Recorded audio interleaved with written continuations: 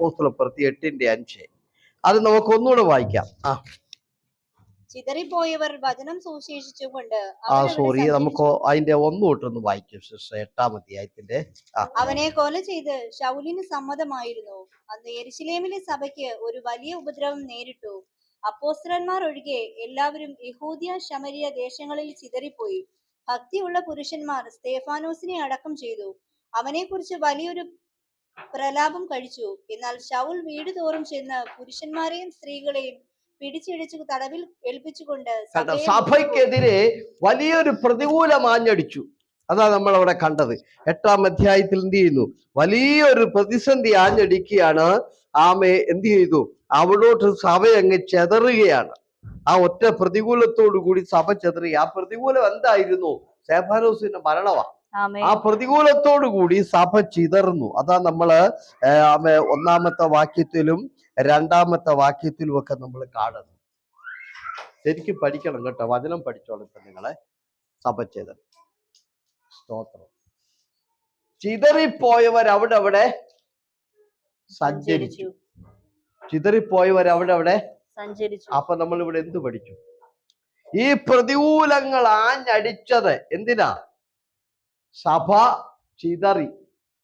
ചിതറിപ്പോയവർ അവിടെ സഞ്ചരിക്കുന്ന സഭയായി മാറാൻ വേണ്ടിയാണ് ഈ ഉപദ്രവം ആഞ്ഞടിച്ചത്. ഹല്ലേലൂയ പറഞ്ഞ്. ദൈവമക്കളെ, പലപ്പോഴും പല പ്രതികൂലങ്ങളും ആഞ്ഞടിക്കുന്നത് തകർച്ചയ്ക്കല്ല, അത് വളർച്ചയ്ക്ക് വേണ്ടിയാണ്. ഇപ്പോൾ ഈ സഭ സഞ്ചരിക്കാൻ തുടങ്ങിയത് ഈ പ്രതികൂലം വന്നുകൊണ്ടാ. ഇല്ലെങ്കിൽ അവർ ഇന്നും എന്ത് ചെയ്യില്ല?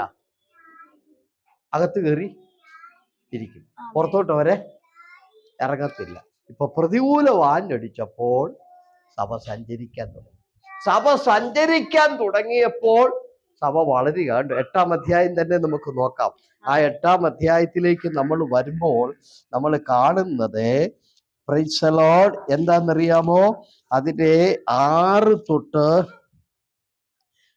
4 തൊട്ട് 8 വരെയുള്ള വാക്യങ്ങളിൽ നമ്മൾ കാണുന്നത് ശമരിയ പട്ടണം മുഴുവനും രക്ഷിക്കപ്പെടുകയാണ്. കണ്ടോ? അതിന്റെ 4-ാമത്തെ വാക്യം തുടങ്ങി പോയവർ വചനം സുവിശേഷിച്ചുകൊണ്ട് അവിടെ സഞ്ചരിച്ചു. ഫിലിപ്പോസ് ശമരിയ പട്ടണത്തിൽ ചെന്ന് അവരോട് ക്രിസ്തുവിനെ പ്രസംഗിച്ചു. ഫിലിപ്പോസ് ചെയ്ത അടയാളങ്ങളെ പുരുഷാരങ്ങൾ കേൾക്കുകയും കാണുകയും ചെയ്താൽ അവൻ പറയുന്നത് ഏക മനസ്സോടെ ശ്രദ്ധിച്ചുകൊണ്ടിരുന്നു. അശുദ്ധാത്മാക്കൾ ബാധിച്ച പലരിൽ നിന്നും അവ ഉറക്ക നിലവിളിച്ചുകൊണ്ട് പുറപ്പെട്ടു. അനേകം പക്ഷവാതക്കാരും മുടന്തരും സൗഖ്യം പ്രാപിച്ചു. അങ്ങനെ ആ പട്ടണത്തിൽ വളരെ സന്തോഷമുണ്ടായി. ആ പട്ടണത്തിൽ ഉണ്ടായിരുന്ന ഭൂതഗ്രസ്തര് ഭൂതം വിട്ടുപോയി. ആ പട്ടണത്തിൽ ഉണ്ടായിരുന്ന അശുദ്ധാത്മാക്കൾ വിട്ടുപോയി. ആ പട്ടണത്തിൽ ഉണ്ടായിരുന്നവരെല്ലാം ദൈവവചനം കേട്ട് സന്തോഷിച്ചു. കണ്ടോ? സഭ ചിതറിയപ്പോൾ ഒരു പട്ടണം മുഴുവനും എന്ത് ചെയ്തു? സഭ സഞ്ചരിച്ചപ്പോൾ ഒരു പട്ടണം മുഴുവനും രക്ഷിക്കപ്പെട്ടു. ഒരു പട്ടണത്തിലുള്ള ബന്ധനം മുഴുവനും വഴി, അവിടുത്തെ അശുദ്ധാത്മാക്കൾ മുഴുവനും വഴി. എപ്പോഴാ? സഭ സഞ്ചരിച്ചപ്പോൾ. സ്തോത്രം പറഞ്ഞ്. അതുകൊണ്ട് പെരയ്ക്കകത്ത് കയറി ഇരുന്നാൽ ജീവിതത്തിൽ ഒരിക്കലും വളർച്ച ഉണ്ടാകത്തില്ല, ഒരു വിശാലത വരത്തില്ല. നമ്മൾ സുവിശേഷവുമായിട്ട് പുറത്തോട്ട് സഞ്ചരിക്കുമ്പോൾ ചില പട്ടണങ്ങൾ മുഴുവനും എന്ത് ചെയ്യും? സഞ്ചരിക്കാൻ തുടങ്ങിയപ്പോൾ ശമരിയ പട്ടണത്തിൽ വലിയ വിടുതൽ നടന്നു. സ്തോത്രം. അശുദ്ധാത്മാക്കൾ ബാധിച്ചവർ വിട്ടുപോയെന്ന് കണ്ടോ? അവിടുത്തെ ഭൂതങ്ങൾ വിട്ടുപോകുന്നു, രോഗികൾ സൗഖ്യമാകുന്നു, ആ പട്ടണം മുഴുവനും സന്തോഷത്തിലേക്ക് എത്തുന്നു. അതുകൊണ്ട് ദൈവമക്കളെ, നിങ്ങൾ ജോലിയും കഴിഞ്ഞ് സുഖമായിട്ട് കിടന്നുറങ്ങി വെള്ളിയാഴ്ച 2 മണിക്കൂർ ഇവിടെ വന്ന് ഇരുന്നേച്ച് പോയാൽ നിങ്ങൾക്കും വളർച്ച ഉണ്ടാകത്തില്ല, സഭയ്ക്കും വളർച്ച ഉണ്ടാകത്തില്ല, ഒരു കുഞ്ഞുങ്ങളും രക്ഷിക്കപ്പെടത്തുമില്ല, ആരും മാനസാന്തരപ്പെടത്തുമില്ല. ലേലിയ പറഞ്ഞ് സഭ സഞ്ചരിക്കണം. ഓരോ ഇടങ്ങളിലേക്ക്, ഓരോ വീട്ടിലേക്ക്, ഓരോ വ്യക്തിയുടെ അടുക്കലേക്ക് നമ്മൾ സഞ്ചരിച്ച് ചെല്ലാത്തത്രയും കാലം ഇതിന് വളർച്ച ഉണ്ടാകത്തില്ല. പറഞ്ഞ് ഇനിയും 11-ാം അധ്യായത്തിലേക്ക് വരാം. 11-ാം അധ്യായത്തിലേക്ക് നമ്മൾ വരുമ്പോൾ ഇത് പറഞ്ഞിട്ട് ഞാൻ ഉപവാസത്തിന്റെ വിഷയത്തിലേക്ക് വരാം കേട്ടോ. 11-ാം അധ്യായത്തിലേക്ക് നമ്മൾ വരുമ്പോൾ നമുക്ക് അവിടെ കാണാൻ കഴിയുന്നത് വലിയ നിലയിലുള്ള ദൈവപ്രവൃത്തിയാ. അതിന്റെ 19-ാമത്തെ വാക്യം വായിച്ചേ. സ്തേഫാനോസ് നിമിത്തമുണ്ടായ ഉപദ്രവം ഹേതുവാൽ ചിതറിപ്പോയവർ യഹൂദന്മാരോടല്ലാതെ മറ്റാരോടും വചനം സംസാരിക്കാതെ ഫൊയ്നീക്യ, കുപ്രോസ്, അന്തോക്യ എന്നീ പ്രദേശങ്ങളോളം സഞ്ചരിച്ചു. അവരിൽ ചിലർ കുപ്രോസ്കാരും കുറേനക്കാരുമായിരുന്നു. അവർ അന്ത്യോക്യയിൽ എത്തിയ ശേഷം യവനന്മാരോടും സഭ സഞ്ചരിക്കാൻ തുടങ്ങിയപ്പോൾ എവിടെ എത്തി? അന്ത്യോക്യ വരെ എത്തി. വേറെ ഒരു രാജ്യത്തേക്ക് ഇതേ നീങ്ങി. സഞ്ചരിക്കാതിരുന്നപ്പോഴോ യെരുശലേമിൽ അവിടെ 10,000-3000 പേരുണ്ട്. പക്ഷെ പുറത്തോട്ട് ഇറങ്ങുകയല്ല.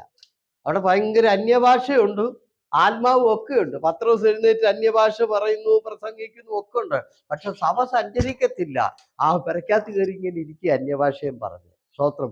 സഞ്ചരിക്കാൻ തുടങ്ങിയപ്പോൾ ശമരിയ പട്ടണത്തിൽ അനേക കെട്ടുകൾ പൊട്ടി, ബന്ധനങ്ങൾ പൊട്ടി. ആ പട്ടണം മുഴുവനും സന്തോഷിച്ചു. അങ്ങനെ സഞ്ചരിച്ച് 11-ാം അധ്യായത്തിൽ വന്നപ്പോൾ സഭ ജാതികളുടെ അന്ത്യോക്യയിലെത്തി. സ്തോത്രം പറയും. അപ്പൊ സഞ്ചരിക്കണ്ടേ? ഒരു തീരുമാനം എടുത്തിട്ടേ പോള്. ഇനി സുവിശേഷം കൊണ്ട് ഞാൻ എൻ്റെ തൊട്ടടുത്ത വീട്ടിലോട്ട് എലുവന്ന്, അങ്ങോട്ട് എലുവന്ന് പോണം. സ്തോത്രം. ആരും സഞ്ചരിക്കുക. അമ്മേ കണ്ടോ, സ്തേഫാനോസ് മുഖാന്തരം ഉണ്ടായ ഉപദ്രവം ഹേതുവാൻ, അത് നമ്മൾ വായിച്ച 11-ാം അധ്യായത്തിന്റെ 19-ാമത്തെ വാക്യത്തിൽ, ചിതറിപ്പോയവർ യഹൂദന്മാരോടല്ലാതെ മറ്റാരോടും വചനം സംസാരിക്കാതെ അവർ സഞ്ചരിച്ച് അന്ത്യോക്യയിലെത്തി. കണ്ടോ? ഇപ്പൊ പ്രതികൂലം ആഞ്ഞടിച്ചത് എന്തിനാ? 19-ാമത്തെ വാക്യം വായിച്ചേ. സ്തേഫാനോസ് നിമിത്തമുണ്ടായ ഉപദ്രവം ഹേതുവാൽ ചിതറിപ്പോയവർ യഹൂദന്മാരോടല്ലാതെ മറ്റാരോടും. ആ ഉപദ്രവം ഉണ്ടായത് എന്തിനാ? ഉപദ്രവം ഉണ്ടായാലും സഭ ചിതറിയതും എന്തിനാ? സഞ്ചരിക്കുന്ന സഭയായി മാറാൻ വേണ്ടി. സഞ്ചരിക്കുന്ന സഭയായപ്പോൾ സഭ വളർന്നു. കണ്ടോ? ഈ സഭയുടെ വളർച്ചയൊന്ന് നോക്കിക്കേ. 20-ാമത്തെ വാക്യം വായിച്ചേ.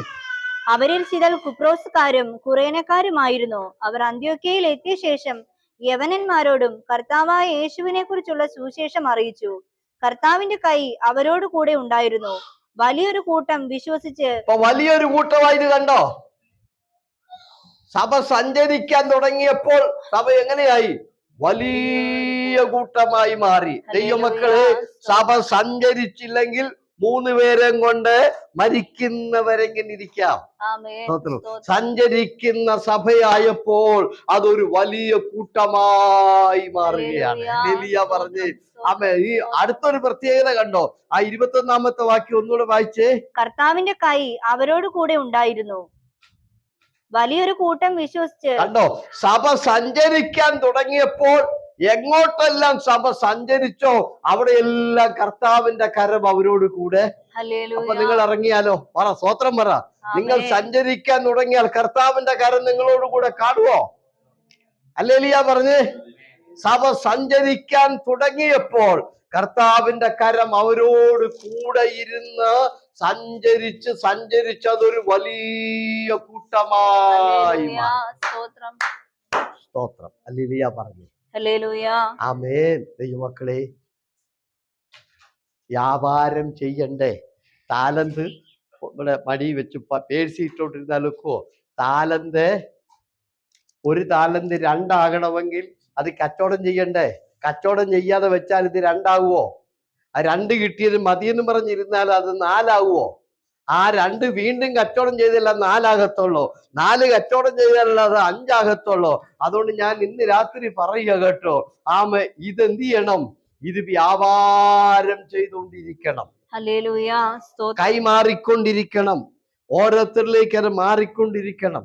അപ്പൊ ഒരു തീരുമാനം എടുക്കണം. ഇന്ന് രാത്രിയിൽ കർത്താവിന്റെ വേലയ്ക്ക് വേണ്ടി ഞാൻ ഇന്ന് തൊട്ട് ചിലതൊക്കെ ചെയ്യും. സഞ്ചരിക്കുന്ന സഭ വലിയൊരു കൂട്ടമായി. സഭ ഇപ്പൊ വലിയൊരു കൂട്ടമായി. കർത്താവിന്റെ കൈ അവരോട് കൂടെ. ഇനിയും ചില ദൈവദാസന്മാരെ തിരിച്ചറിയാനുള്ള ദൈവവചനത്തിന്റെ പ്രത്യേകത കേൾക്കാം. നമുക്ക് അടുത്ത വാക്യത്തിലേക്ക് വരാം. നിങ്ങൾ ഇത് വെച്ചോണ്ട് ചിലരെയൊക്കെ പഠിച്ചോണം കേട്ടോ.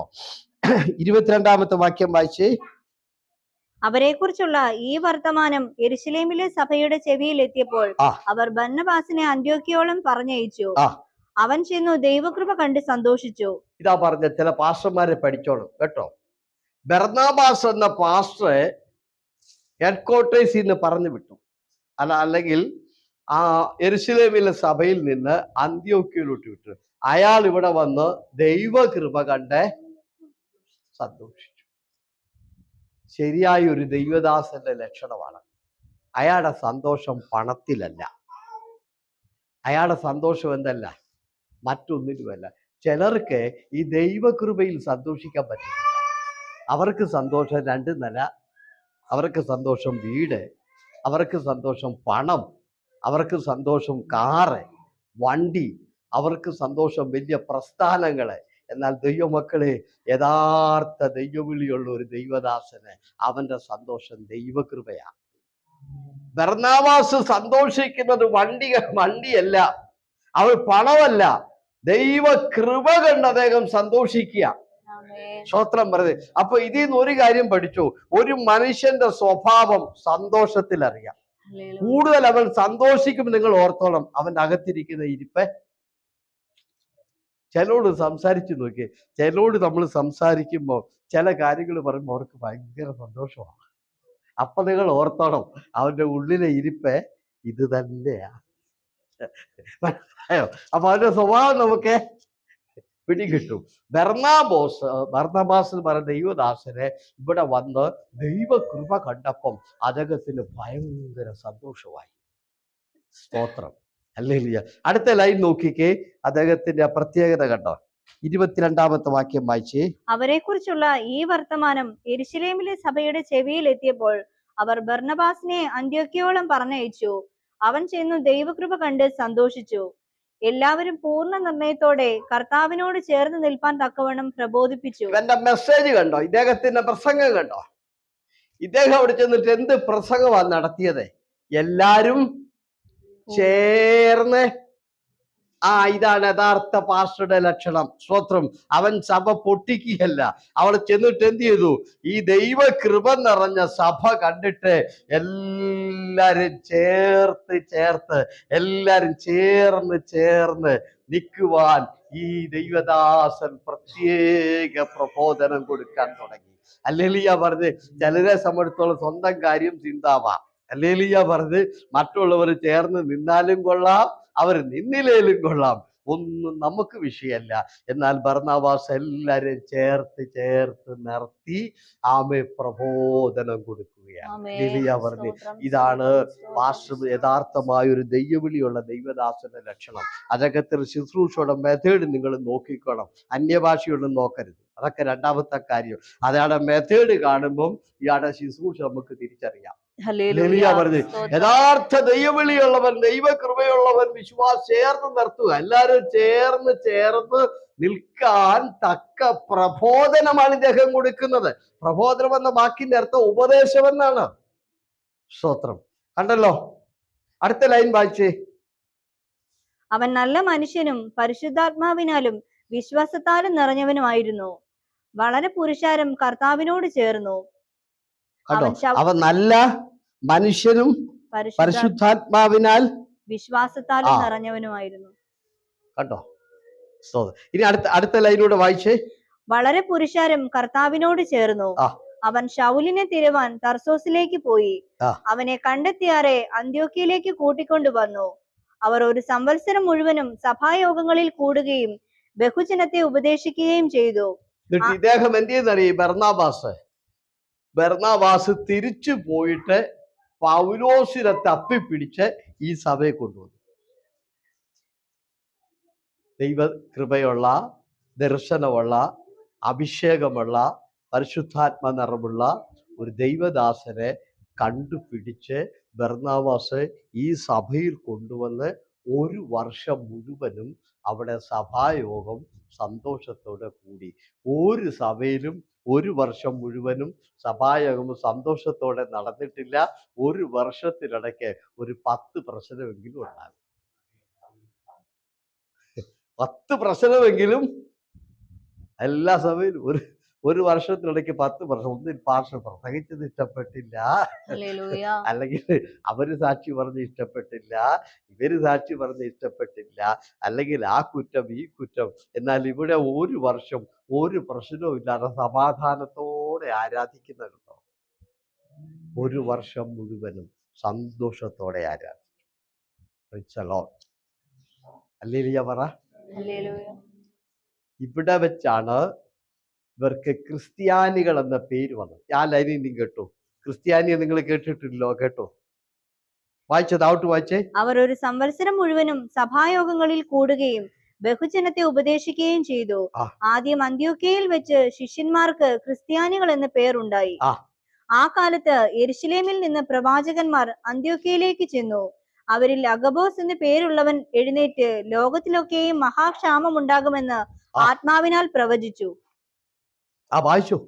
അത് ക്ലൗദ്യോസിന്റെ കാലത്ത് സംഭവിച്ചു. അപ്പോൾ യഹൂദിയയിൽ പാർക്കുന്ന സഹോദരന്മാരുടെ ഉദവിക്കായി ശിഷ്യന്മാരിൽ ഒരുത്തൻ പ്രാപ്തി പോലെ കൊടുത്തയപ്പാൻ നിശ്ചയിച്ചു. അവർ അത് നടത്തി ബർന്നബാസിന്റെയും ശൗലിന്റെയും കയ്യിൽ മൂപ്പന്മാർക്ക് കൊടുത്തയച്ചു. അടുത്ത ലൈനിലൂടെ വായിക്കാം. 12-ാം അധ്യായം.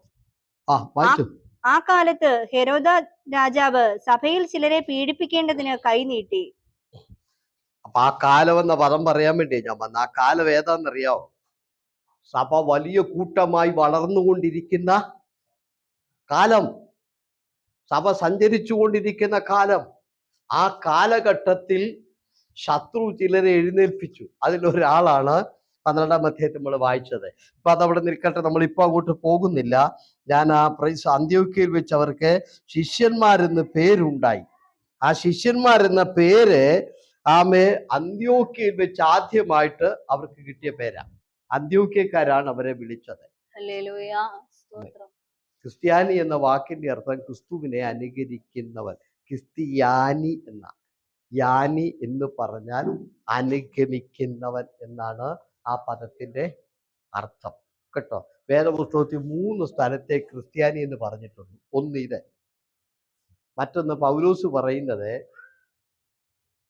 ക്രിസ്ത്യാനിയായി കഷ്ടം സഹിക്കുന്നതിൽ എനിക്ക് സന്തോഷമേ ഉള്ളൂവെന്ന് അഗ്രിപ്പ രാജാവിന്റെ മുമ്പിൽ നിന്ന് പറയും. പിന്നെ ഒരു പദം പത്രോസിന്റെ ലേഖനത്തിലാണ്, ക്രിസ്ത്യാനിയായി കഷ്ടം സഹിക്കുവാൻ ദൈവം നമ്മളെ വിളിച്ചിരിക്കുന്നു എന്ന് പറയും. ഈ 3 പദങ്ങളേ ഉള്ളൂ വേദപുസ്തകത്തിൽ ക്രിസ്ത്യാനി എന്ന് പറയുന്നത്. ക്രിസ്ത്യാനി എന്ന് പറഞ്ഞാൽ ക്രിസ്തുവിനെ അനുഗമിക്കുന്നവൻ, അത്രേ ഉള്ളൂ കേട്ടോ. അതൊരു ജാതിയല്ല. ക്രിസ്തുവിനെ അനുഗമിക്കുന്ന ഒരു കൂട്ടം ആളുകൾക്ക് അന്നത്തെ ഉള്ള ആളുകൾ വിളിച്ച പേരാണ്. സ്വത്രം ഇന്നത് വന്ന് ഒരു കൂട്ടം ഒരു ജാതിയായിട്ട് മാറി. കേരളത്തിലെല്ലാം ക്രിസ്ത്യാനി എന്ന് പറയുന്ന ഒരു ജാതിയുണ്ട്. സ്വത്രം ബൈബിളിൽ അങ്ങനെ ഒരു ജാതി ഇല്ല കേട്ടോ. സ്വത്രം പറഞ്ഞ് അത് ആരുണ്ടാക്കി തന്നിട്ട് എനിക്കും അറിയത്തില്ല. ഇവിടെ വെച്ചാണ് ആദ്യമായി ക്രിസ്ത്യാനികൾ എന്ന് വിളിച്ചത്. ഈ ആരെയാ? ഈ ഒരു വർഷം സമാധാനത്തോടെ ആരാധിച്ച ആ അന്ത്യോക്യയിലെ സഭയിലെ വിശ്വാസികളെ ആ നാട്ടുകാർ വിളിച്ച പേരാണ്. സ്വത്രം പറഞ്ഞ് അല്ലാതെ കർത്താവിട്ട പേരുമല്ല, അപ്പോസ്തലന്മാരിട്ട പേരുമല്ല, അത് ആരുമിട്ടതല്ല. ആ നാട്ടുകാരിങ്ങനെ വിളിച്ച പേരാ. ഞാൻ ഒറ്റ കാര്യം പറയാൻ വന്നതാ, സഭ സഞ്ചരിക്കാതെ വളരില്ല. നമുക്കത് വിട്ടുകളയാം. ഞാൻ ഉപവാസ പ്രാർത്ഥന ആയതുകൊണ്ട് പ്രൈസ് ദി ലോർഡ്, പ്രാർത്ഥനയ്ക്ക് അനുയോജ്യമായ ചില വാക്യം കൂടെ വായിച്ചിട്ട് ഞാൻ സ്റ്റാർട്ടിങ്ങിൽ ഇവിടെ പറഞ്ഞിരുന്നു നമ്മൾ എങ്ങനെ ഉപവാസം എടുക്കണം, എങ്ങനെ പ്രാർത്ഥിക്കണം എന്നൊക്കെ ഞാൻ പറഞ്ഞു. ഞാൻ ആ വാക്യം ഒന്നുകൂടെ വായിപ്പിച്ചിട്ട് 8 ആയിരുന്നു.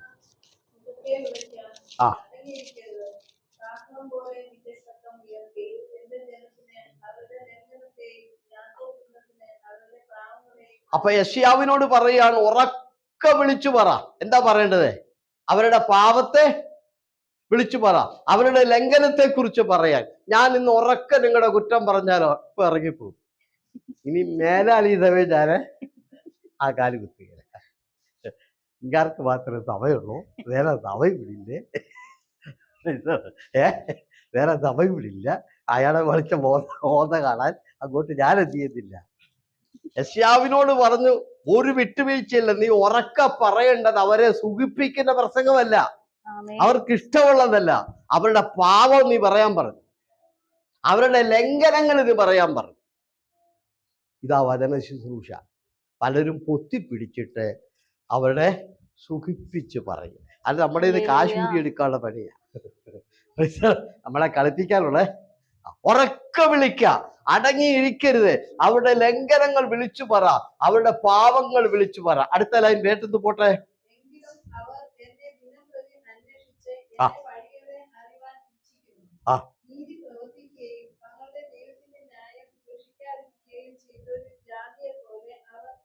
കണ്ടോ, തോന്നിയ പോലെ ജീവിച്ചിട്ട് നീതി പ്രവർത്തിക്കുന്നവരെ പോലെ, ആമേ, നല്ല ആൾക്കാരെ പോലെ യേശുവിനെ വിളിക്കുക, ദൈവത്തെ വിളിക്കുക. പ്രവൃത്തിയോ മുഴുവനും പാവോലംഘനം. പ്രൈസലോ. ഇതാ കാണുന്നത്. പ്രാർത്ഥനയ്ക്ക് വരുമ്പോൾ യേശുവേന്ന് വിളിക്കുക. പ്രാർത്ഥന കഴിഞ്ഞ് ഇറങ്ങുമ്പോഴോ ചെയ്യാത്ത പണികളൊന്നും. നീതിയില്ല. നീതി എന്ന വെപ്പ് ഉള്ളവരെ പോലെ അഭിനയിച്ച് കാണിക്കുക.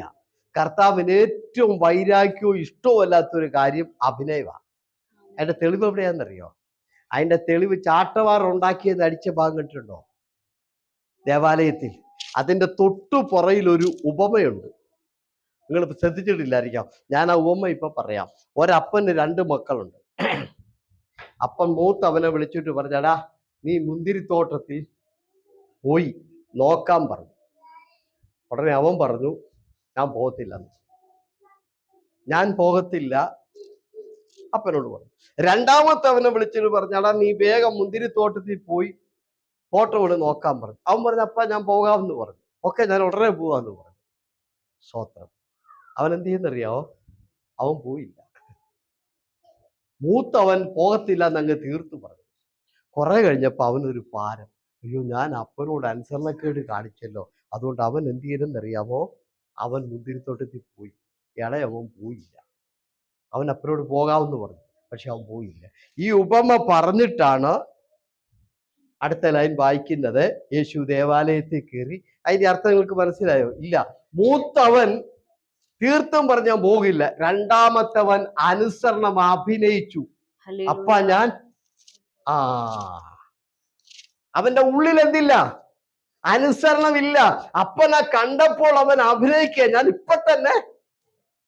അത് ദൈവത്തിന് ഇഷ്ടമല്ല കേട്ടോ. അകത്ത് സത്യവും നീതി ഇല്ലെങ്കിൽ ഇവിടെ വന്ന് ഹല്ലേലൂയ പറയല്ലേ. വെറുതെ വടി പിടിക്കാനുള്ള പണിക്കൊന്നും നമ്മൾ നോക്കരുത്. ഞാൻ പറഞ്ഞല്ലോ, ഹല്ലേലൂയായി സ്തോത്രവും പറഞ്ഞു അപ്പന്റെ പെടലി ഒഴിഞ്ഞു. ഏലി പുരോഹിതൻ ചത്തു. മക്കള് 2 പേരും എന്ത് ചെയ്തു? പെട്ടകം പൊക്കി പിടിച്ച് എന്നെ ആർപ്പിടിയിലായിരുന്നു. യഹോവയുടെ പെട്ടകം പൊക്കി പിടിച്ചോണ്ട് ആ ഭാഗം നിങ്ങളൊന്ന് പോയി വായിക്കണം. അവിടെ ഞാൻ വായിച്ചപ്പോൾ എഴുതിയിരിക്കുന്നത് 1 ശമൂവേല് 1, 2 അധ്യായത്തിലാണ് നമ്മൾ കാണുന്നത്. അവിടെ എഴുതിയിരിക്കുന്നത് അവര് ഭൂമി കുലുങ്ങുന്നത് പോലെ ആർപ്പിട്ടെന്ന. ഭൂമി കുലുങ്ങുന്നത് പോലെ ആർപ്പിട്ടു. അത്രയ്ക്ക് ശക്തമായിട്ട് ദൈവത്തെ സ്തുതിച്ചു. കിട്ടിയല്ലോ മരണം. അപ്പം പെടലി ഒഴിഞ്ഞ് ചത്തു. വലിയ താടിയൊക്കെ വെച്ച് ഇങ്ങനെ വലിയ ചൂളുമൊക്കെ ഇട്ട് വലിയ മഹാപുരോഹിതനായിട്ട് ഇരിക്കുകയാണ്. Price the Lord. പാരമ്പര്യമൊക്കെ പറഞ്ഞുകൊണ്ടിരിക്കുക. പക്ഷെ പെടലി ഒഴിഞ്ഞ ആള് ചത്തു. മക്കള് 2 പേര് പടക്കളത്തിൽ ചത്തു. മരുമോള് പ്രസവിച്ചു, അവിടെ വീണ് ചത്തു. ആമേൻ. അവിടെ എഴുതിയിരിക്കുന്നത് ഈഹാബോത്ത്, ദൈവത്തിന്റെ മഹത്വം. ഇവിടെ രണ്ടാമത്തവൻ അനുസരണം അഭിനയിച്ചു. ചില അഭിനയിക്കും, പക്ഷെ ഞങ്ങൾ എന്ത് ചെയ്തേക്കാം? അഭിനയ അകത്തെന്ത് ചെയ്യത്തില്ല. അഭിനയം ദൈവത്തിന് ഇഷ്ടമല്ല. അതാണ് വായിക്കുന്നത്. കർത്താവ് എല്ലാത്തിനും അടിച്ചിറക്കി. യഹൂദന്മാര് ഭക്തി അഭിനയിക്കുകയാണ്. അവരുടെ അകത്തെന്തില്ല. ആണ്ടിൽ ഒരിക്കലാണ് മഹാപുരോഹിതൻ എവിടെ കയറുന്നത്? അതിവിശുദ്ധ സ്ഥലത്തെ. അത്രയ്ക്ക് വലിയ നിലയിലാണ് ദൈവത്തെ കാണുന്നത്. ആ ദൈവത്തിന്റെ മുമ്പിലിട്ടാണ് പ്രാക്കള വെക്കുന്നത്. ആ ദൈവം വസിക്കുന്ന ആലയത്തിന്റെ മുമ്പിലിട്ട് ഇവര് പ്രാവിനെ വിൽക്കുക. അപ്പൊ ഭക്തി ഉള്ളിലോ? ഉള്ളിൽ കച്ചവടവും പുറത്ത് എല്ലാരും കാണുമ്പോഴോ? ആണ്ടിൽ ഒരിക്കലേ മഹാപുരോഹിതൻ കയറത്തുള്ളൂ. അത്രയ്ക്ക് ബഹുമാനവും കൊടുക്കും. ആ ദൈവത്തിന്റെ നാമത്തിൽ ആ പള്ളിയുടെ വാതുക്കൽ കച്ചവടവും. സ്തോത്രം. ഞാൻ ആ ഭാഗം ശരിക്കും വായിച്ചു. നിങ്ങൾ ആ ഭാഗം ശരിക്കും സുവിശേഷം എടുത്ത് വായിക്കണം. യേശു ഇത് കണ്ടിട്ട് ദേവാലയത്തിൽ ചെന്ന് എല്ലാം സൂക്ഷ്മമായി നോക്കിയിട്ട് യേശു അങ്ങ് പോയെന്നാ വായിക്കുന്നത്. രാത്രിയായി, സന്ധ്യയായി, പോയി, ഒന്നും ചെയ്തില്ല. പോയിട്ട് രാത്രിയിൽ അവിടെ ഇരുന്ന് ഒരു ചാട്ടവാർ ഉണ്ടാക്കി നേരം വെളുക്കുമ്പോൾ ഉമാർക്കിട്ട് അടിക്കാൻ തീരുമാനിച്ചുകൊള്ളി. അതുപോലെ ഓർത്തു, പലർക്കിട്ടും ചാട്ടവാർ ഉണ്ടാക്കിക്കൊണ്ടിരിക്കുക. ഒരു നേരം വെളുക്കുമ്പോൾ ഒറ്റ അടി കിട്ടും. ഇത് കണ്ടേ ചവിളി പോയേക്കുന്നത്. അതാ ഇങ്ങോട്ട് വന്നവരെ അത്തിയെ ശവിച്ചത് കണ്ടോ? അത് ഉണങ്ങിയെന്നല്ല എഴുതിയിരിക്കുന്നത്, അത് വേരോടെ ഉണങ്ങി. സാധാരണ ഉണങ്ങും, പക്ഷെ വേരോടെ ഉണങ്ങാനായിട്ട് മാസങ്ങൾ പിടിക്കും. നമ്മളൊരു റബ്ബറൊന്ന് വെട്ടിക്ക്, ആ കുറ്റി അതിന്റെ വേരോടെ ഉണങ്ങാൻ 2-3 വർഷം പിടിക്കും. പക്ഷെ ഒറ്റ വാക്ക് അന്നേരം അത് ഉണങ്ങിപ്പോയി. അത്തി യഹൂദ ജാതിയെ കാണിക്കുന്ന ഈ ഭക്തിയൊക്കെ അഭിനയിച്ച് കർത്താവിനെ കളിപ്പിക്കുക. ഒരൊറ്റ ശാപം, ഇനി ഉള്ള കാലം മുഴുവനും എന്ത് ചെയ്യട്ടെ, നീ ആരെയും കളിപ്പിക്കരുത്, ഒരിക്കലും നീ എന്ത് ചെയ്യരുത്, അഭിനയിക്കരുത്. അല്ലേ കേട്ടോ? മടങ്ങി വരാം. അതുകൊണ്ട് വേഴത്തെ പോലെ തലകുനിക്കുക, അഭിനയിച്ച് കാണിക്കുക. യെശയ്യാപ്രവചനം വായിച്ച് 58-ന്റെ 3-ാമത്തെ വാക്യം. ആ ആ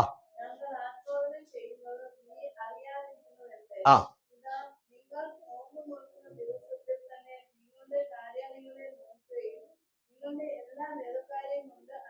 ഇവരൊരു ചോദ്യം, ഞങ്ങൾ ആരാധിച്ചിട്ട് എന്താ കേൾക്കാത്തത്, ഞങ്ങൾ പ്രാർത്ഥിച്ചിട്ട് എന്താ കേൾക്കാത്തത്, ഞങ്ങള് വീട്ടിൽ പ്രാർത്ഥിച്ചു, പള്ളി വന്ന് പ്രാർത്ഥിക്കുന്നു, സ്പെഷ്യൽ ഉപവാസ പ്രാർത്ഥന എടുത്ത് എന്താ കേൾക്കാത്തത്? ഉടനെ കർത്താവ് മറുപടി പറഞ്ഞു, പ്രാർത്ഥന കേൾക്കാത്തതിന്റെ കാര്യം എന്താണെന്നറിയോ? നിങ്ങൾ ജോലി ചെയ്യുന്ന, അല്ലെങ്കിൽ നിങ്ങൾ നോയമ്പ് നോക്കുന്ന അതേ ദിവസം തന്നെ നിങ്ങളുടെ വീട്ടിലെ കാര്യങ്ങളെല്ലാം ചെയ്യുന്നു, നിങ്ങളുടെ ജോലിക്കാരെ കൊണ്ടുള്ള കാര്യങ്ങളെല്ലാം ചെയ്യിക്കുന്നു, അങ്ങനെ എല്ലാം നടക്കുന്നു. ഒറ്റ വാക്കിൽ അർത്ഥം പറയാം, ആരാധന ദിവസം നിങ്ങൾ എന്ത് ചെയ്യുന്നില്ല, മറ്റു കാര്യങ്ങളൊന്നും മാറ്റി വെക്കുന്നില്ല. ആരാധന ദിവസം എല്ലാം മാറ്റി വെച്ചിട്ട് ആരാധിക്കാൻ നിങ്ങൾക്ക് കഴിയുന്നില്ല. നിങ്ങൾ നോയമ്പെന്ന് പറയും, മറ്റു കാര്യങ്ങളിലേക്കൊക്കെ. അങ്ങനെ ചിലരുണ്ട്, ആരാധന ദിവസം എല്ലാ കാര്യവും മാറ്റി വെച്ചിട്ട് ആരാധനയ്ക്ക് വരത്തില്ല. എല്ലാ കാര്യവും മാറ്റാൻ അവർക്ക്. ഞങ്ങളൊക്കെ എങ്ങനാ? അതുകൊണ്ട് ഒത്തിരി ബുദ്ധിമുട്ട് സഹിച്ചു. ഇപ്പോഴും അതുകൊണ്ട് ബുദ്ധിമുട്ടുണ്ട്. ഇപ്പോഴും വിശ്വസിച്ചാൽ ദൈവം പ്രവർത്തിക്കും. നിങ്ങൾ വിശ്വസിക്കണം. നമ്മൾ വിശ്വസിക്കാത്തോണ്ടാ. ഞാൻ അങ്ങനെയായിരുന്നു. ഞാൻ എൻ്റെ കമ്പനി വെള്ളിയാഴ്ച ഡ്യൂട്ടിക്ക് പോകണം. ഒരു തീരുമാനം എടുത്ത്, കർത്താവേ, ഞാൻ സുവിശേഷ വേലക്കാരനാണ്, ചത്ത് വീണാലും വെള്ളിയാഴ്ച ഞാൻ ആരാധനയിലേക്ക് ഞാൻ പോകുമെന്ന് തീർത്തും പറഞ്ഞു. നിങ്ങൾ കയറ്റി വിട്ടോളാൻ പറഞ്ഞു. നിങ്ങൾ കയറ്റി വിട്ടു, ജോലി വേണ്ട, വെള്ളിയാഴ്ച ഞാൻ നിക്കത്തില്ല, ഞാൻ ആരാധനയ്ക്ക് പോയിരിക്കും. ആമേ. കുറെയൊക്കെ പറഞ്ഞു. ആമേ. 10-20 വർഷം ജോലി ചെയ്തു, ഒറ്റ വെള്ളിയാഴ്ച എന്നെ വിളിച്ചിട്ടില്ല. എന്താ കാര്യം അറിയോ? ഞാൻ അന്ന് അത് പറഞ്ഞില്ലെങ്കിലോ? സ്വത്രം പറയാ, ഞാൻ അന്ന് അത് പറയാതെ കണ്ട് അവരുടെ ഇഷ്ടത്തിന് സഹകരിച്ചു പോയെങ്കിൽ പിന്നെ ജീവിതത്തിൽ അവരെന്ത് ചെയ്യത്തില്ല. ഞാൻ പറഞ്ഞതിന്റെ അർത്ഥം, ഞാനങ്ങ് വിശ്വസിച്ചു ദൈവം എനിക്ക് വേണ്ടി ഇടപെടുമെന്ന്. ഞാൻ പറഞ്ഞു, ഞാൻ നിങ്ങളോട് നേരത്തെ പറഞ്ഞില്ല, ഞാൻ വിസ തരുന്നതിന് മുമ്പേ പറഞ്ഞു, ഞാൻ പാർഷാന്ന് പറഞ്ഞിട്ടാണ് മേടിച്ചത്. വിസ തരുന്നതിന് മുമ്പേ ഞാൻ കമ്പനി പറഞ്ഞു, ഞാൻ അങ്ങോട്ട് വരും, ഞാൻ പാർഷാണ്, എനിക്ക് സുവിശേഷ വേല ചെയ്യണം, എനിക്ക് ആരാധിക്കണം. പാർഷ ജോലി കഴിഞ്ഞുള്ള സമയം പൊക്കോളാൻ പറഞ്ഞിട്ടാണ് ഞാൻ വന്നത്, അല്ലാതല്ല ഞാൻ വന്നത്. സ്വത്രം. വരുന്നതിന് മുമ്പേ ഞാൻ മാനരോട് ചോദിച്ചു, ഞാൻ അന്നേ പറഞ്ഞില്ലെന്ന് ചോദിച്ചു. പ്രൈസ്, ഞാൻ നിങ്ങളോട് പറഞ്ഞിട്ടല്ലേ ഇവിടെ വന്നെന്ന് ചോദിച്ചു. പ്രൈസ്, ഒന്നും മിണ്ടിയില്ല. അതുകൊണ്ട് എൻ്റെ ആ വിശ്വാസവും തീഷ്ണതയും എല്ലാം കണ്ട് ആ പുള്ളി രക്ഷിക്കപ്പെട്ട് സ്നാനപ്പെട്ട് ആ പുള്ളി കുടുംബം എല്ലാം വിശ്വാസത്തില്ല. അപ്പനും മക്കളും എല്ലാം, അവരുടെ ബന്ധുക്കാരും മൊത്തം, അവരുടെ വീട്ടിൽ ഇപ്പോൾ ഒരു സഭയുണ്ട്. ഇവിടെ സഹയാല സ്തോത്രം. അവരുടെ വീട്ടിൽ ഇപ്പോൾ ഒരു സഭ, ആരാധന നടക്കുന്നുണ്ട്. ആമേ. ദൈവമക്കളെ, ആരാധന ദിവസം എല്ലാം മാറ്റി വെക്കണം. അന്നത്തെ മാർക്കറ്റിൽ പോക്ക്, അന്നത്തെ പാർട്ടി, അന്നത്തെ മീറ്റിങ്ങുകള്, അന്നത്തെ കൂട്ടുകാർ കൂടിയുള്ള യാത്രകള്, അന്നത്തെ അതെല്ലാം മാറ്റിവെക്കണം. ഇസ്രായേൽ ആരാധന എന്ന് പേരിടും, നോയമ്പെന്ന് പേരിടും, ഒരു കാര്യവും മാറ്റത്തില്ല. ഇതിനിടയ്ക്ക് ആരാധനയ്ക്ക് നോയമ്പെന്ന് പേരിട്ടേച്ച് മാർക്കറ്റിൽ പോവുക, വീട്ടിൽ പോവുക, കമ്പനിയുടെ കാര്യങ്ങൾ ചെയ്യുക, കൃഷി കാര്യങ്ങൾ ചെയ്യുക, ഇതിങ്ങനെ അങ്ങ് പൊക്കോണ്ടിരിക്കുക. ദൈവമക്കളെ, ആരാധനയ്ക്ക് വേർപാട് വേണമെന്ന് ഞാൻ എത്രയോ മെസ്സേജ് നിങ്ങളോട് പറഞ്ഞു. 3 ദിവസത്തെ വഴി ദൂരം വീട്ടിൽ നിന്ന്. കുടുംബജീവിതത്തിൽ വേർപാട് വേണ്ടേ? അബ്രാഹാം വേർപെട്ടില്ലേ? അബ്രാഹാമിന്റെ വീട്ടിൽ നിന്ന് 3 ദിവസത്തെ വേർപാടില്ലായിരുന്നോ? സ്തോത്രം. 3 ദിവസം അബ്രാഹാം വീട്ടിൽ ഏതെങ്കിലും കാര്യത്തിൽ ഇടപെട്ടോ? സ്തോത്രം. ഒന്നുമില്ല. സ്വന്തം ഭാര്യയോട് പോലും അബ്രാഹാം എന്ത് ചെയ്തില്ല? പറഞ്ഞില്ല. എന്താ കാര്യം? പറഞ്ഞാൽ ചിലപ്പോൾ അവിടെ പ്രശ്നം ഉണ്ടാവുമായിരിക്കും. ഞാൻ പറഞ്ഞതിന്റെ അർത്ഥം, കുടുംബത്തിനകത്ത് ആരാധനയ്ക്ക് വേർപാട് വേണം. കുടുംബ വിഷയങ്ങളൊക്കെ മാറ്റി വെക്കണം. അബ്രാഹാം 3 ദിവസത്തേന് കന്നുകാലിയുടെ വിഷയമോ ഭാര്യയുടെ വിഷയമോ ആ വീട്ടിലെ ഒരു കാര്യവുമില്ല. 3 ദിവസം ആ വീട്ടിൽ നിന്ന് ദൂരെ മാറി. 3 ദിവസത്തെ വേർപാട്. അത് കഴിഞ്ഞപ്പോൾ ആരാധന നടത്തേണ്ട സ്ഥലം കണ്ടു. ഉടനെ 22-ാം അധ്യായത്തിൽ വായിക്കുന്നത്, നിങ്ങൾ ഇവിടെ നിൽക്കുക, ഞാനും ബാലനും അവിടുത്തോളം കടന്നുപോയി. 5-ാമത്തെ വാക്യം 22-ന്റെ 5. ഞാനും ബാലനും അവിടുത്തോളം കടന്നുപോയി. അതിന്റെ അർത്ഥം പൂർണ്ണ വേർപാട്. ഇത് ആരാധന ദിവസമാണ്. പോക്കുകൾ മൊത്തം ആൾക്കാരെ സഹായിക്കാൻ പോവുക, ആരാധന അങ്ങോട്ട് പോവുക, ഇങ്ങോട്ട് പോവുക, എന്നിട്ട് ആരാധനയ്ക്ക് വേണ്ടതുപോലെ കർത്താവ് പറഞ്ഞു, അതാ ഞാൻ നിങ്ങളുടെ പ്രാർത്ഥന കേൾക്കാത്തത്. നിങ്ങൾ നോമ്പ് നോക്കുന്ന അതേ ദിവസം വീട്ടുകാർ എല്ലാ ജോലിയും ചെയ്യുന്നു. അടുത്ത വാക്യം വായിച്ചേ. യെശയ്യാ 58-ന്റെ 3 തൊട്ട് നമ്മൾ വായിച്ചുകൊണ്ടിരിക്കുന്നത്.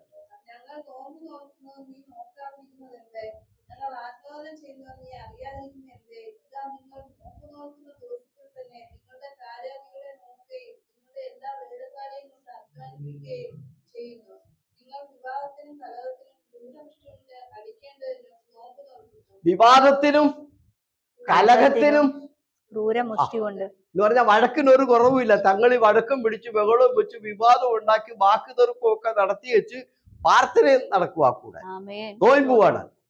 നിങ്ങളെ വിവാദത്തിനും കലഹത്തിനും നോയമ്പ് നോക്കുന്നു. കേട്ടില്ലേ? പ്രാർത്ഥനയ്ക്ക് ഓർക്കുമില്ല, ഡബിൾ വഴക്കും.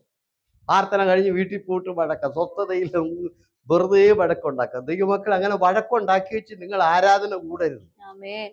വേദസ്ഥം കണ്ട, നിങ്ങൾ വിവാദത്തിനും കലഹത്തിനും ക്രൂരമുഷ്ടി കൊണ്ടടിക്കേണ്ടതിന്. ഞാനത് അച്ഛനോട് പറഞ്ഞു, ഈ ക്രൂരമുഷ്ടി ഒന്നും നമ്മുടെ കയ്യിലില്ല, പക്ഷെ ഈ നാക്ക് മതി, 2 എണ്ണം പറയും. ആ 2 എണ്ണം മതി, 1000 അടി കൊള്ളുന്നതിന് തുല്യമാണ്. മനസ്സിലായോ? എങ്കിലും എന്നോട് അവരത് പറഞ്ഞു കളഞ്ഞല്ലോ അല്ലെ. ഇനി 6-ാമത്തെ വാക്യം തൊട്ട് വായിച്ചേ. അന്യായ ബന്ധനങ്ങളെ അഴിക്കുക. ഈ ഇതിന്റെ താഴോട്ട് വായിച്ചു, 4-5 കൂടെ വായിച്ചു. ആ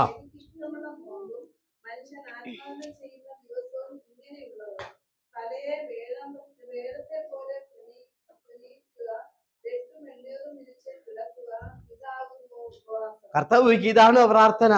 തല വേടത്തെ പോലെ വെറുതെ താഴ്മ അഭിനയിക്കുക. 8 മിണ്ണീരെന്ന് പറഞ്ഞാൽ മനസ്സിലായി, ദുഃഖവും സങ്കടവും ഒക്കെ അഭിനയിച്ച് കാണിക്കുക. വെണ്ണീറെന്ന് പറഞ്ഞാൽ എന്താ? ചാരവാ. അതൊക്കെ ഇങ്ങനെ വാരി ദേഹത്ത് ഇട്ടിട്ട് മുഖത്ത് എണ്ണയൊക്കെ തേച്ചിട്ട് ദുഃഖം അഭിനയിക്കുക. ഹൃദയത്തിനകത്ത് ദുഃഖമൊന്നുമില്ല, അഭിനയിച്ച് ഇങ്ങനെ കാണിക്കുക. കർത്താവ് ചോദിച്ചു, ഇതാണോ ഉപവാസം? ഇതാണോ നിങ്ങളുടെ പ്രാർത്ഥന? ഇതാണോ നിങ്ങളുടെ നോയിമ്പ്? അതുകൊണ്ട് ദൈവമക്കളെ, ഭക്തിയൊന്നും അഭിനയിച്ചേക്കരുത്. ആമേ. നമ്മുടെ ഉള്ളിൽ നിന്ന് ഉണ്ടാകേണ്ട കാര്യമാണ് ദൈവഭയം. ഇപ്പൊ പ്രഥമ കേട്ടതുപോലെ, ദൈവഭയം എന്ന് പറഞ്ഞാൽ അതൊരു വാക്കല്ല. ആ ദൈവഭയം എന്ന് പറഞ്ഞാൽ അതൊരു ജീവിതമാണ്. ജോസഫിനെ കുറിച്ച് പറഞ്ഞു കേട്ടോ. ഒരു മനുഷ്യൻ പാപം ചെയ്യുന്ന എങ്ങനെയാ നിങ്ങൾക്കറിയാമോ? ഒരു മനുഷ്യൻ പാപം ചെയ്യുന്നത് 3 ഘടകങ്ങളാ. 3 ഘടകം. ഒന്നാമത്തത് സാഹചര്യം. സാഹചര്യം അനുകൂലമാണെങ്കിൽ എന്ത് ചെയ്യും? ചിലരൊക്കെ സ്തോത്രം, സാഹചര്യം ഇല്ലാത്തോണ്ടാ. 5-6 പേരൊക്കെ കൂടുമ്പോ സാഹചര്യം അനുകൂല, ഇച്ചിരി അടിയടാ. ചിലരൊക്കെ എല്ലാം പറഞ്ഞൊക്കെ. സാഹചര്യം അനുകൂലമാണെങ്കിൽ ചിലരൊക്കെ, സാഹചര്യം അനുകൂലം അല്ലാത്തോണ്ട് ചിലർ ഭക്തരായിരിക്കും. രണ്ടാമത്തത് പ്രൈസ് ദി ലോർഡ്. ജോസഫ് സാഹചര്യം അനുകൂലമാണ്. ആ വീട്ടിൽ ഒറ്റ മനുഷ്യനില്ലെന്ന് എഴുതിയേക്കുന്നത്. ആ വീട്ടിൽ ആരുമില്ല, ഫറവോന്റെ ഭാര്യ മാത്രമേ ഉള്ളൂ. ഒരു കുഞ്ഞുങ്ങൾ അറിയത്തില്ല ജോസഫ് പാപം ചെയ്താൽ. എല്ലാ സാഹചര്യവും അനുകൂലമാണ്. പക്ഷെ ജോസഫ് പാപം ചെയ്തോ? ജോസഫ് എന്താ പറഞ്ഞത്? സാഹചര്യം അനുകൂലമായിരുന്നിട്ട് എന്താ പറഞ്ഞത്? ഞാൻ ദൈവത്തോട് പാപം ചെയ്യും. സ്തോത്രം. ഇവിടെ നമ്മള് GDL പത്രത്തിൽ ജോലി ചെയ്തൊരു ഓട്ടിച്ചാനുണ്ടായിരുന്നു, ഇവിടെ താമസിക്കുന്നത്. നമ്മുടെ വിശ്വാസികളൊക്കെ അറിയും. നമ്മുടെ എൽസി ആന്റി അറിയുമല്ലോ. എൽസി ആന്റിയുടെ ഭർത്താവിന്റെ പേരാ ഓട്ടിച്ചാൻ. അമ്മേ എൽസി ആന്റിയുടെ അനിയത്തി ഇവിടുത്തെ എവലി വീട്ടില് ഭയങ്കര ഒരു വിശ്വാസിയാണ്. വാതൊക്കെ വരുമ്പോഴേ അന്യഭാഷയായി പുള്ളിക്കാരത്തി. വാതൊക്കെ വരുമ്പോഴേ അന്യഭാഷ. ഇവിടെ അങ്ങനെ കുറെ അന്യഭാഷക്കാരുണ്ട്. വാതൊക്കെ വരുമ്പോഴേ തുടങ്ങി എവലി വീട്ടിലെ ആമേ സ്വർഗീയ വിരുന്നില് അന്യഭാഷയ. ഭയങ്കര അന്യഭാഷയും ആത്മാവും അഭിഷേകവും ഒക്കെയാ. സ്തോത്രം. ഹല്ലേലൂയ. ഒരു ദിവസം പോലീസ് വന്നങ്ങ് പോക്കി കമ്പനിക്കകത്തുനിന്ന് 2500 ദിനാറം കടിച്ചു മാറ്റി. ഈ സഹോദരി അന്യഭാഷയ്ക്ക് ഒരു കുറവും, ദർശനത്തിന് ഒരു കുറവും. എന്നോട് പറഞ്ഞത് ആരാന്നറിയാം? സ്വന്തം ചേടുത്തി എൽസി എന്നോട് പറഞ്ഞത്. ഭാഷ ഇന്നപോലെ അറബി കയറ്റി വിട്ടു, അമ്മ ജയിലിൽ കൊണ്ടിട്ടു. പിന്നെ അവസാനം നാട്ടിൽ നിന്ന് എങ്ങാണ്ടുന്ന ലോൺ ഏണ്ടൊക്കെ കൊടുത്തു. എല്ലാം ഇറക്കി അന്നേരം എയർപോർട്ടിൽ കൊണ്ട് കയറ്റി വിട്ടു പോലീസ്. സ്തോത്രം. അപ്പൊ ഞാൻ പറഞ്ഞത്, ആമേൻ, അഭിനയിക്കരുത് ഭക്തി. ദൈവത്തിന് ഇഷ്ടമല്ല. കർത്താവ് ചോദിക്കുക, ഇതാണോ നിങ്ങളുടെ ഉപവാസം? ഇതിനാണോ നിങ്ങൾ നോയ്മെന്ന് പറഞ്ഞത്? ക്രൂരമുട്ടി കൊണ്ട് അടിക്കുക, നിങ്ങൾ വഴക്കുണ്ടാക്കുക, നിങ്ങൾ എന്ത് ചെയ്യുക? വേലക്കാരെ കൊണ്ടൊക്കെ വേല ചെയ്യിക്കുക, വെറുതെ വേഴത്തെ പോലെ തല ഇങ്ങനെ കുനിച്ച് എന്റെ മുമ്പിൽ കാണിക്കുക. ഇതിനാണോ നിങ്ങൾ ഉപവാസം എന്ന് പറയുന്നത്? ഈ പ്രാർത്ഥന ഉയരത്തിൽ കേൾക്കുകയില്ല. ഇനി ശരിയായ ആരാധന എന്താന്ന് കേട്ടോ? 6-ാമത്തെ വാക്യം വായിക്കാം. 6. അന്യായ ബന്ധനങ്ങളെ അഴിക്കുക. എഴുന്നേറ്റ് എന്ന് പറഞ്ഞു, ഇനി മേലാൽ ന്യായമല്ലാത്ത ഒരു പ്രവൃത്തിയും എന്റെ ജീവിതത്തിൽ ഇനി ഉണ്ടാകത്തില്ല എന്ന് പറഞ്ഞ് ഈ പുള്ളി അതങ്ങ് അഴിച്ച് അന്യായ ബന്ധനങ്ങളെ അഴിക്കാതെ പോകത്തില്ല. നമ്മളത് അഴിക്കണം. നമ്മൾ പറയണം, എന്റെ കൈ ന്യായമല്ലാത്ത സ്വഭാവം എനിക്കുണ്ട്, എന്റെ കയ്യിൽ എല്ലാ പരിപാടിയും ഉണ്ട്, അതുകൊണ്ട് ഇന്ന് തൊട്ട് ഞാൻ അവിടെ അവസാനിപ്പിക്കുക. ഇനി മേലാൽ ഇങ്ങനത്തെ കാര്യങ്ങളൊന്നും കർത്താവേ ഞാൻ ചെയ്യില്ല എന്ന് പറഞ്ഞ് അന്യായ ബന്ധനങ്ങളെ ഏറ്റുപറഞ്ഞഴിക്കുക. സ്തോത്രം പറഞ്ഞാട്ടെ. അന്യായമായിട്ട് എന്തെങ്കിലും ഹൃദയത്തിൽ വെച്ചിട്ടുണ്ടെങ്കിൽ, എന്തെങ്കിലും സ്വഭാവം ഉണ്ടെങ്കിൽ, ദൈവവൈദ്യലെ വെറുതെ നാളെ വന്ന് ജോയിപ്പാട്ട സഭയിൽ പോയിട്ട് എനിക്ക് വിടുതൽ കിട്ടിയില്ലെന്ന് പറഞ്ഞ് ഇതെല്ലാം കുറ്റം പറയരുതെന്ന് ഞാൻ ദൈവത്തെ ഓർത്ത് പറയുക. സ്തോത്രം പറഞ്ഞേ. അന്യായ ബന്ധനങ്ങളെ അഴിക്കുക. നുകത്തിന്റെ അമിക്കയറുകളെ നുകം അറിയാവല്ലോ. എന്താ നുകം? കാളവണ്ടി ഉണ്ട്, പണ്ട് കാളെ കണ്ടില്ലേ? അതിങ്ങനെ കയറ്റി ഇട്ടിട്ട് ഇങ്ങനെ കിട്ടും, അതിനാ നുകം. ഇതുപോലെ നമ്മൾ എന്ത് ചെയ്തിരിക്കുക? പെടലി ഇങ്ങനെ കയറ്റിയിട്ട് കെട്ടി വെച്ചിരിക്കുക. എന്തിനാ? ചിലര് മദ്യത്തിന്, ചിലര് ദേഷ്യത്തിന്, ചിലര് കോപത്തിന്, ചിലര് വാശി, ചിലർക്ക് വൈരാഗ്യം, ചിലർക്ക് പിടിവാശി. ആ നുകത്തിന്റെ കീഴെ പെടലി അത് ഇന്ന് രാത്രി പൊട്ടിക്കണം. ഇനി മേലാൽ കർത്താവേ ഈ വാശി ഞാൻ പിടിക്കത്തില്ല. Praise the Lord. ഈ വൈരാഗ്യം എന്റെ ഉള്ളിൽ ഞാൻ വെച്ചോണ്ടിരിക്കത്തില്ല. Price the Lord. ചിലർ എന്ത് പറയും? ചിലർ പറയും, പാസ്റ്റർ എന്നാ പറഞ്ഞാലും എനിക്ക് ആ പുള്ളിക്കാരത്തി അത് പറഞ്ഞത് മറക്കാൻ പറ്റത്തില്ല. പെടലി എവിടെ ഇരിക്കുക? അവിടെ കയറ്റി ഇങ്ങനെ സ്തോത്രം പറഞ്ഞേ. Price the Lord. പിന്നെ ചില പ്രത്യേക സ്വഭാവങ്ങൾ ഒന്ന് പറഞ്ഞ്, രണ്ടാമത്തേന് ദേഷ്യപ്പെടുക, അരിശപ്പെടുക, ചീത്ത വിളിക്കുക, തെറി വിളിക്കുക. ഇങ്ങനെ ഞാൻ ചോദിക്കട്ടെ, നിന്റെ പെടലിയിരിക്കുന്ന നുകത്തിന്റെ അടിയിൽ നിന്ന് അത് അഴിച്ചു കളഞ്ഞിട്ട് നീ ആരാധിക്കേ. സ്തോത്രം. നുകത്തിന്റെ അമിക്കയറുകളെ പൊട്ടിക്കുക, അന്യായ ബന്ധനങ്ങളെ അഴിക്കുക. അടുത്ത ലൈൻ പറ. പീഡിതരെ സ്വതന്ത്രരായി. എത്ര പേരെ ചീത്ത വിളിച്ച് വേദനിപ്പിച്ചു? എത്ര പേരെ കുറിച്ച് കുറ്റം പറഞ്ഞ് വേദനിപ്പിച്ചു? എത്ര പേരുടെ കുറവ് പറഞ്ഞ് അവരെ നൊമ്പരപ്പെടുത്തി മാനസികമായി പീഡിപ്പിച്ചവരെ സ്വതന്ത്രരാക്കുക. എഴുന്നേറ്റ് എന്ന് പറഞ്ഞ, സൗരി തെറ്റിപ്പോയി, എന്നോട് ക്ഷമിക്കേ, ഞാൻ ഇനി അത് ആവർത്തിക്കത്തില്ല.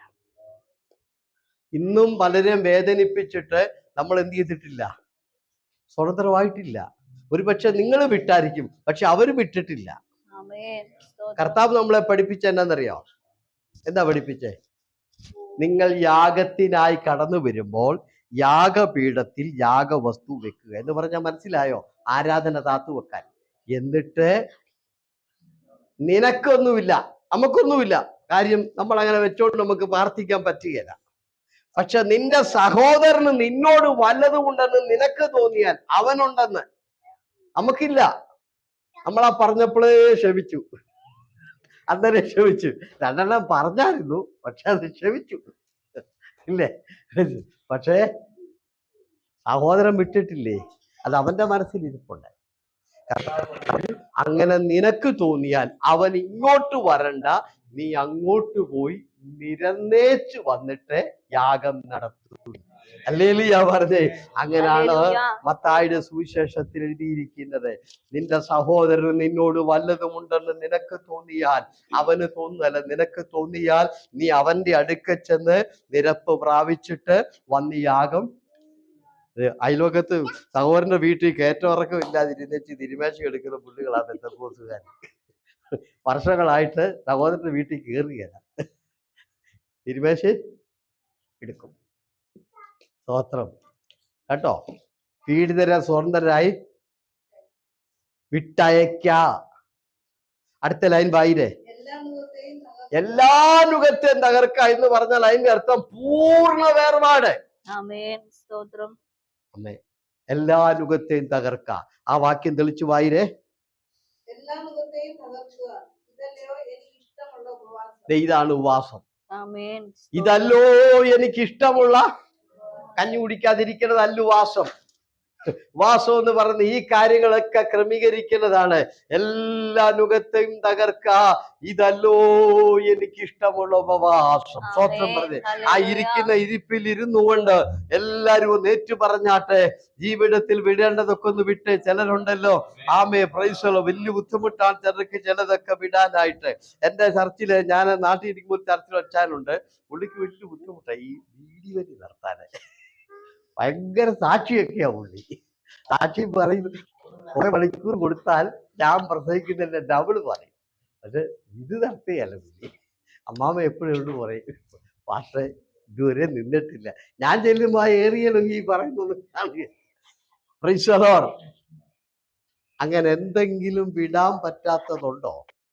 ഉണ്ടെങ്കിൽ ആ വാക്യം കണ്ടോ, എല്ലാ നുകത്തെയും തകർക്കാ, ഇതല്ലോ എനിക്കിഷ്ടമുള്ള ഉപവാസം. പാപം മറച്ചു വെക്കുന്നതല്ല. യെശയ്യാപ്രവചനം 58:1 പറഞ്ഞു കേട്ടോ, ഉറക്ക വിളിച്ചു പറയണം പാപം. പാപം വിളിച്ചു പറയണം, അത് മറച്ചു വെക്കരുത്. ആമേ, അത് വിളിച്ചു പറഞ്ഞ് എന്ത് ചെയ്യണം? കാഹളം പോലെ നിന്റെ ശബ്ദം ഉയർത്തണം. സ്തോത്രം. അപ്പൊ ഈ ഉപവാസ പ്രാർത്ഥനയിൽ എല്ലാ നുഹവും തകരട്ടെ, എല്ലാം തകരട്ടെ, എല്ലാം തകരട്ടെ. നമ്മുടെ ജീവിതത്തിന് ക്രമീകരണമുണ്ട്, നമുക്ക് എല്ലാം ഉണ്ട്, ഇല്ലേ? ഞാൻ എപ്പോഴും പറയും ആമേൻ, പ്രൈസ് ദി ലോർഡ്. അബ്രഹാമിനോട് എന്താ പറഞ്ഞത്? വാഗ്ദത്തം എനിക്ക് നിറവേറണം, വാഗ്ദത്തം നിറവേറണം, ദൈവിക ആലോചന നിറവേറണം, ദൈവശബ്ദം നിറവേറണം. നിങ്ങളൊക്കെ പറയില്ല, പാസ്റ്റർ പറഞ്ഞു അത് നടക്കും, നിറവേറും. പക്ഷെ 18-ാം അധ്യായത്തിൽ എന്താ പറഞ്ഞത്? നീ എന്റെ മുൻപാകെ നിഷ്കളങ്കനായി അപ്പോഴേ ഒരു നടപ്പ് നമുക്ക് ആവശ്യമാണ്. ഏത് നടപ്പ്? ഒരു പ്രത്യേക നടപ്പ്. ഇതുവരെ നടന്നതുപോലല്ല, നീ എന്റെ മുൻപാകെ ഒന്നും കൂടെ നിഷ്കളങ്കനായി നടക്കാൻ. നമ്മുടെ ജീവിതത്തിലെ നടപ്പിന് മാറ്റം വരുത്താതെ ഒരിക്കലും മറുപടി ലഭിക്കത്തില്ല, ഒരിക്കലും വാഗ്ദത്തം നിറവേറുകയില്ല. ദൈവം പറഞ്ഞു, അബ്രഹാമേ, ഈ വർഷം എനിക്ക് നിന്റെ ജീവിതത്തിൽ വാഗ്ദത്തം നിറവേറ്റണം, പക്ഷെ നിന്റെ നടപ്പ് ഒന്നും കൂടെ. അപ്പൊ നമുക്കൊരു ജീവിതമുണ്ട്, പാട്ടും കൊട്ടും മാത്രമല്ല, ഇത് കഴിഞ്ഞ് പുറത്തോട്ടിറങ്ങുമ്പോൾ നമ്മുടെ നടപ്പിന് മാറ്റം ഉണ്ടായി. സ്തോത്രം. അല്ലെങ്കിൽ ജോയ് പാസ്റ്റർ പറഞ്ഞ വാഗ്ദത്തം നിറവേറിയില്ലെന്ന് ഇവിടെ വന്ന് പറഞ്ഞേക്കരുത്. എന്റെ കേക്ക് പുറത്തോട്ടിറങ്ങിട്ട് തോന്നിയ പോലെ നടന്നാൽ ഞാൻ പറഞ്ഞ കാര്യം നടക്കുവോ? സ്വത്രം പറ. അബ്രാഹാമിനെ ഞാൻ ഒരു വലിയ ജാതിയാക്കിയേക്കാവുന്ന ദൈവം പറഞ്ഞു. ആ വാക്തത്വം എങ്ങനെ കർത്താവ് നിറവേറിയത് നിങ്ങൾക്കറിയാമോ? ആ വാക്തത്വം എങ്ങനെ നിറവേറിയത്? ഉൽപ്പത്തി 32:22 തൊട്ടുള്ള വാക്യം. യാക്കോബ് എഴുന്നേറ്റു, തനിക്കുള്ളതൊക്കെയും അക്കരെ കടത്തി. തനിക്കുള്ളതൊക്കെയും അക്കരെ കടത്തിയ എണ്ണവും കണക്കും പറയാൻ എനിക്കിപ്പോ സമയമില്ല, അല്ലെ ഞാനിപ്പോ അത് വായിച്ചു പറയാറുണ്ട്. എന്റെ കണക്ക് പറയാം, വീട്ടിൽ പോരുന്നത് വായിച്ചോ കേട്ടോ. യാക്കോബ് അക്കരെ കടത്തിയത് എന്തൊക്കെയാണെന്ന് അവിടെ എഴുതിയിട്ടുണ്ട്. എന്തൊക്കെയാ അക്കരെ കടത്തിയത്? അത് മാത്രം വായിച്ച്. രാത്രിയിൽ അവൻ എഴുന്നേറ്റ് തന്റെ 2 ഭാര്യമാരെയും ഒന്നുകൂടെ ഉറക്കെ വായിച്ചേ. രാത്രിയിൽ അവൻ എഴുന്നേറ്റ് തന്റെ 2 ഭാര്യമാരെയും 2 ദാസിമാരെയും. ഇപ്പൊ എത്രയായി? 4 ആയില്ലേ? അടുത്തത് 11 പുത്രന്മാരെയും കൂട്ടി. 11 പുത്രം. അപ്പൊ മൊത്തം എത്രയായി? 15 ആയില്ലേ? ഇനി ഗലാത്യ ലേഖനം 5-ാം അധ്യായത്തിന്റെ 19 തൊട്ട് വീട്ടിൽ പോരുന്ന് വായിച്ചു. ഈ 15 കൂട്ടം നിന്റെ ജീവിതത്തിൽ നിന്ന് മാറ്റാതെ ദൈവം പ്രവർത്തിക്കത്തില്ല. ഇവിടെ യാക്കോബ് മാറ്റിയ 15. ഗലാത്യ ലേഖനം ഇവിടെ തുടങ്ങുന്നത് എത്രയാ? 5-ാം അധ്യായത്തിന്റെ 19. ജഡത്തിന്റെ ചിന്തയോ.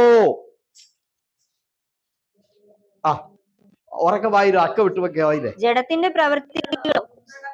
1 ദുർനടപ്പ്, അശുദ്ധി. 3 ദുഷ്കാമം. 4 ആവിചാരം, പക, പിണക്കം, ജാരശങ്ക, ക്രോധം, ശാഠ്യം, നുന്നപക്ഷം, ഭിന്നത, അസൂയ, മദ്യപാനം, വെറിക്കൂത്ത്. ഈ 15 കാര്യം കുഞ്ഞ് നിന്റെ ജീവിതത്തിൽ മാറ്റാതെ ദൈവം പ്രവർത്തിക്കത്തില്ല. സ്വത്രം പറഞ്ഞ് ആലോചന കേട്ട് എല്ലാരും പറയും ആമേ ദൈവം എന്നെ നടത്തും. എന്താ നടത്താത്തത്? എന്തുകൊണ്ട് നടന്നില്ല എന്നൊന്നും എന്നോട് ചോദിച്ചു. ഇതുകൊണ്ടായി നടക്കാത്തത്. അല്ലേലിയ പറഞ്ഞ് ഈ 15 കൂട്ടം കാര്യങ്ങൾ നിന്റെ കയ്യിൽ ഇരിക്കുന്നത്രയും കാലം ദൈവത്തിന് പ്രവർത്തിക്കാൻ എന്തല്ല കഴിയുകയില്ല. കണ്ടോ, യാക്കോബ് ഈ 15 കാര്യം കൊണ്ട് അക്കരെ ഇപ്പോഴും വെച്ചിട്ടില്ല.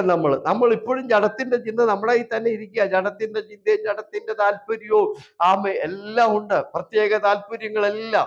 ഈ 15 കാര്യങ്ങളും യാക്കോബ് അക്കരെ വെച്ചു. അടുത്ത ലൈൻ കേട്ടോ, ഉൽപ്പത്തി വായിച്ചു 22:32. തനിക്കുള്ളതൊക്കെയും അക്കരെ കടത്തിയ ശേഷം യാക്കോബ് തനിയെ ശേഷിച്ചു.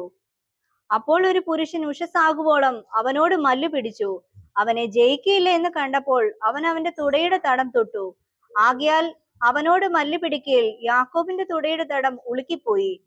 എന്നെ വിടുക, ഉഷസ് ഉദിക്കുന്നുവല്ലോ എന്ന് അവൻ പറഞ്ഞതിന്, നീ എന്നെ അനുഗ്രഹിച്ചല്ലാതെ ഞാൻ നിന്നെ വിടുകയില്ല എന്ന് അവൻ പറഞ്ഞു. നിന്റെ പേരെന്ത് എന്ന് അവൻ അവനോട് ചോദിച്ചതിന്, യാക്കോബ് എന്ന് അവൻ പറഞ്ഞു. കേട്ടോ, ഈ 15 കാര്യങ്ങൾ അക്കരെ വെച്ചു. സ്തോത്രം, ഹല്ലേലൂയ. എന്നാൽ ദൈവത്തെ കയറി പിടിച്ചു. ഒരു പുരുഷൻ ഇറങ്ങി വന്നു, പുള്ളിയെ കയറി പിടിച്ചു. പിടിച്ചിട്ട് പറഞ്ഞു, ഇപ്പൊ എന്നെ അനുഗ്രഹിക്കണം. പുള്ളി പറഞ്ഞു, അനുഗ്രഹിക്കാം. നീ ആരാന്നൊന്ന് പറ. അത് പറയത്തില്ല. അത് ഈ പുള്ളി പേര് പറയല്ല. ഭർത്താവ് പറഞ്ഞു, നീ പേര് പറയാതെ ഞാൻ നിന്നെ അനുഗ്രഹിക്കുന്നത്. അതിന്റെ അർത്ഥം എന്താ? അതിന്റെ അർത്ഥം 15 കൂട്ടം കാര്യം പുറത്തു വെച്ചു, അക്കരെ കയറ്റി. പക്ഷെ അകത്തുള്ളതോ വിട്ടിട്ടില്ല.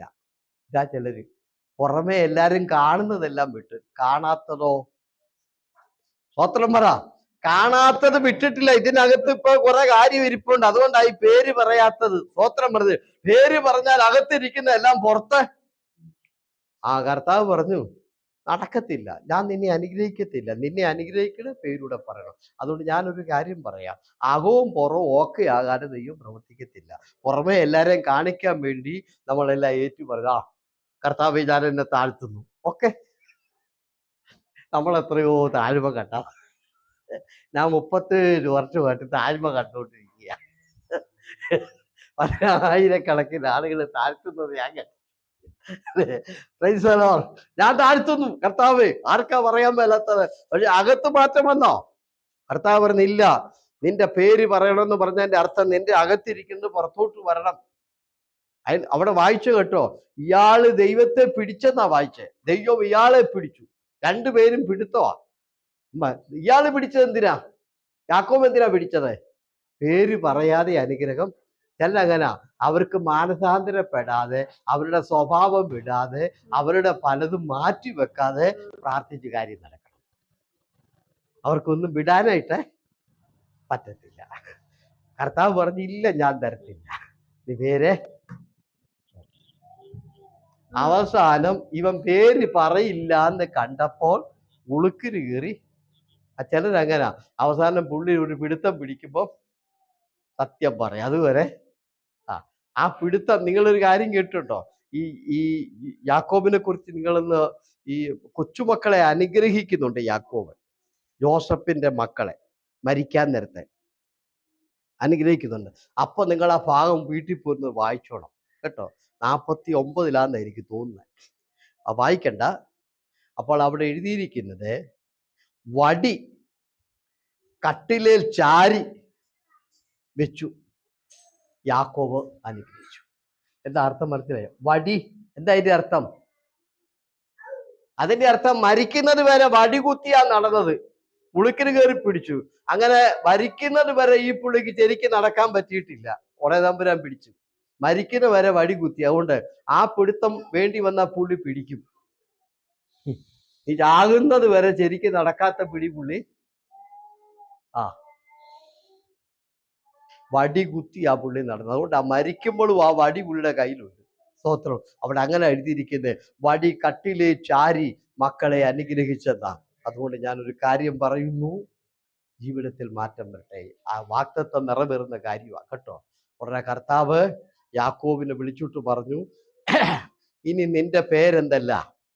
യാക്കോബ് എന്ന് അല്ല, ഇസ്രയേൽ എന്ന് പറഞ്ഞ് പേര് മാറ്റിയിട്ടു അനുഗ്രഹിച്ചു. സ്തോത്രം. സമ്മതമാണോ? സമ്മതമാണോ? നമ്പർ 1, ഒന്നാമത്തെ കാര്യം പറയാം, പഴയ പേര് വലിച്ചു കീറി കളയാവോ? വലിച്ചു കീറി കളയാൻ. നിന്റെ പഴയ പേരും ആ പേരിന്റെ പുറകിലുള്ള സകല സംഭവങ്ങളും കർത്താവ് വലിച്ചു കീറി കളഞ്ഞിട്ട് ഒരു പുതിയ പേരിട്ടു. സ്തോത്രം പറഞ്ഞേ.